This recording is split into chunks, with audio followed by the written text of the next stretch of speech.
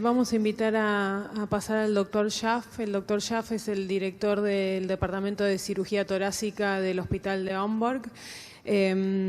Como les había adelantado en la introducción, él es especialista en todo lo que es reparación de válvula bicúspide, y en esto la cirugía crece y crece en todo lo que es reparación de válvulas, que no es menor con respecto a poner prótesis por todas las complicaciones que generan las prótesis. Y bueno, nada, es un honor para nosotros tenerlo con nosotros, así que vamos a disfrutar de su charla.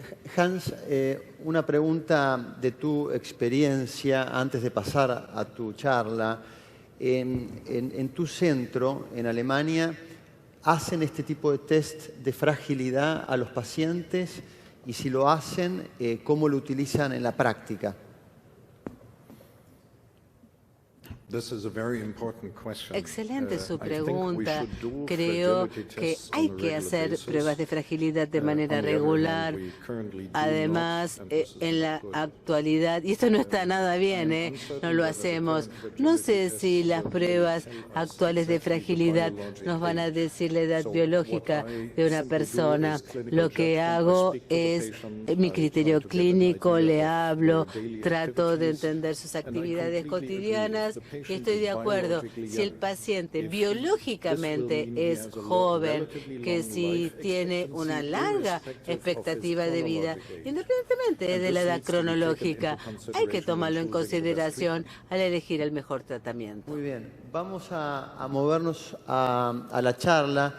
Hans tiene una gran experiencia en válvula bicúspide, es de los cirujanos en el mundo que más reparaciones de válvula bicúspides ha realizado, y nos va a seguramente deleitar con una perspectiva quirúrgica de los pacientes con valvulopatía bicúspide. Hans, muchas gracias. Muchas gracias por su introducción. Voy a seguir en inglés, si me lo permiten. Bien, la pregunta es la válvula bicúspide. Y para repetir, es la malformación congénita más común, 1 a 2% de la población. Además, 50% o más de estos pacientes desarrollarán dilatación aórtica que llevará a una disección aórtica. La válvula en sí se puede estenosar con alto riesgo de desarrollar endocarditis, y la insuficiencia aórtica se da en pacientes más jóvenes. Brevemente, es un tema que voy a hablar, el mecanismo de la insuficiencia aórtica que necesitará cirugía, que supuestamente es un prolapso de las cúspides. Lo que no siempre valoramos es lo heterogénea que es la válvula bicúspida. Hay patrones de difusión diferentes, por supuesto derecha e izquierda es la más común.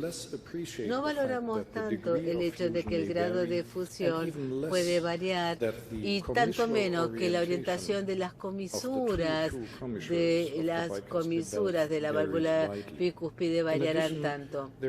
Además, hay una marcada heterogeneidad de la aortopatía bicúspida, que puede ser un aneurisma tubular del callado aórtico, pero también frecuentemente que compromete la raíz aórtica. Hubo cierta preocupación respecto del pronóstico de estas aortopatías. Acá tenemos esta publicación, por supuesto, que se ve que todas las aortas de 4 centímetros eran malas. Yo fui uno de los revisores del paper, le pedí a los autores que remidieran, no tenía sentido. Y al recalcular, los autores decían que cualquier diámetro de más de 4,5 centímetros era una dilatación mala y tenía que ser reemplazada. Al publicar la última versión de las guías europeas, yo fui parte de la comisión. No estuve de acuerdo con que 4,5 era algo tan malo. Y vemos un poco algunas de los conceptos específicos. La manera de determinar el tamaño aórtico varía. En más de un 20% fue a simple vista una disección aórtica en el seguimiento y lo más importante, cuando había dilatación aórtica, la indicación de cirugía obviamente era la válvula, no la aorta. Hay más evidencia sobre válvulas aórticas. Acá hay data de la Mayo que muestran de que sí hay formación de aneurismas, pero también la mayor complicación, la disección aórtica, es bastante más rara.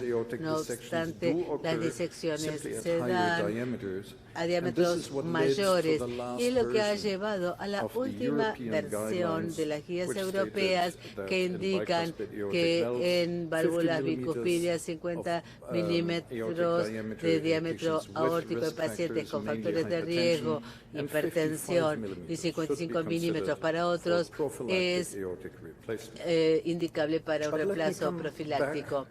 Volvamos, o permítame volver a la pregunta más compleja. ¿Qué hacer con la válvula bicuspidea cuando funciona mal? Durante décadas decíamos que el reemplazo mecánico es una forma de tratamiento. Ahora, esto es solo parte de la verdad. Lamentablemente, no hay demasiados estudios a largo plazo bien controlados. Uno, el estudio de veteranos. Los resultados fueron publicados por Habermeister en el 2000. Vemos que, por supuesto, no siempre se logra. A primera vista, bioprótesis y mecánicas no varían mucho, y con cuidado, 50% de los pacientes desarrollan una complicación valvular 10 años después de la cirugía. Obviamente, esto tiene que mejorar, y esto ha llevado al primer intento de la reparación valvular, que fueron pioneros en la Cleveland. Adoptamos su técnica rapidísimo, pero nos dimos cuenta que obviamente la dilatación aórtica era fundamental. En otros términos, si había regurgitancia aórtica, había que tratarla a nivel de la cúspide, también a nivel aórtico, dependiendo de la presentación individual. Y años después, al analizar nuestros fracasos, nos dimos cuenta de que no era suficiente generar una válvula simétrica para tener un buen resultado estable. Nosotros habíamos inducido prolapso simétrico, que llevó a fracasos y a reoperar en los primeros años. Esto nos llevó al desarrollo del concepto de la altura. Para lograr que la reparación valvular sea más replicable, vimos la diferencia de altura entre el margen libre, el diástole y el plano libre como un marcador de configuración.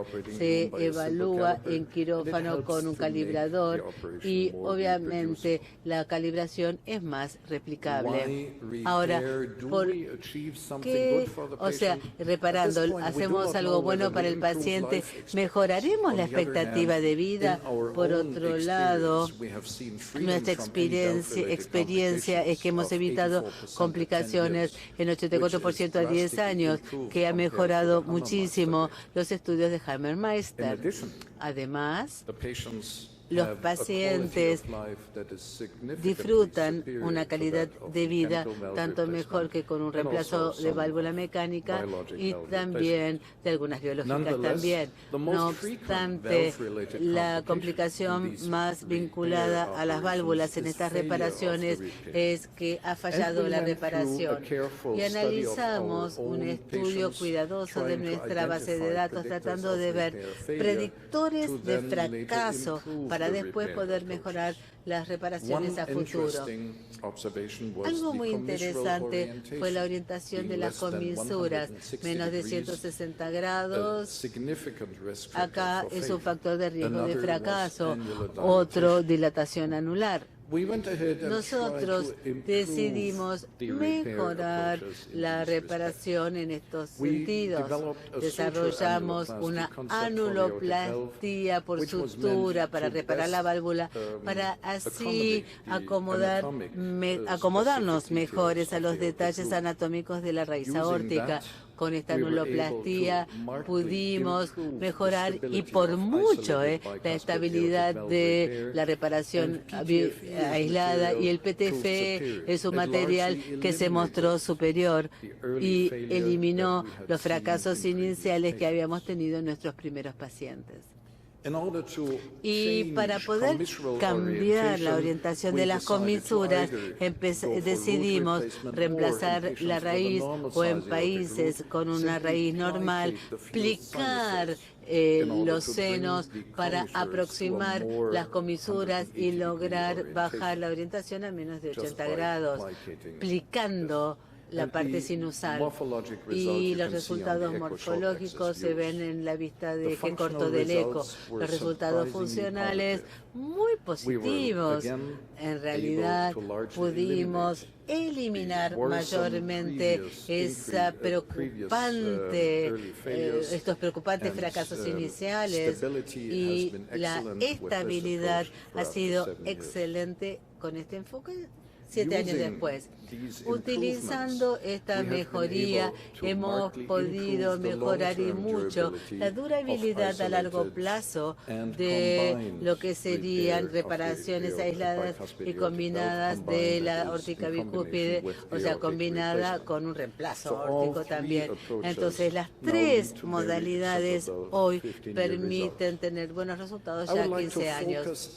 Quisiera hablar un poco más sobre nuestra remodelación de la raíz y reparación bicúspide en mi hospital, que ya tenemos 21 años de experiencia, más de 360 pacientes hasta diciembre del 2015 analizados. No reoperar fue 17% en 20 años. O sea, estamos hablando de que la duración promedio de la reparación bicúspide aórtica en nuestro servicio superó los 20 años. La verdad es mucho, no se sabe todavía, pero hubieron detalles técnicos que nos llevaron quizás a una incidencia preocupante de fracasos. La necesidad de usar un parche, para aumentar el tejido de las cúspides fue una incidencia del 30% de reduce en los primeros 6 a 7 años. Y aún la presencia de placas calcificadas en la válvula, esto no llevó a resultados bastante malos a futuro, a pesar de que el calcio marcaría una degeneración precoz. El no desarrollar estenosis aórticas a futuro fue de un 60% en estos 15 años. Entonces, la duración promedio de las válvulas superó 15 años y no fue superior a reemplazos de válvulas biológicas. Voy a cerrar mostrando uno de mis pacientes que hace 5 meses después de operarse jugaba en primera. La válvula aórtica bicúspide existe en un espectro de variaciones anatómicas que requiere cirugía para regurgitación o aneurismas aórticos, sin hablar de estenosis, pero es un tema separado. Reparación de la válvula aórtica bicúspide regurgitante es posible en pacientes con o sin dilatación aórtica. Lleva o implica una baja incidencia de complicaciones relacionadas con la válvula y una excelente calidad de vida. No obstante, recordemos que las características anatómicas de la válvula aórtica son determinantes de la durabilidad y pueden requerir alteraciones específicas del procedimiento. Incorporar estos componentes individualizados de reparación mejorará la durabilidad, llevando a buenos resultados de 15 a 20 años de estabilidad. Gracias a todos por su amable atención.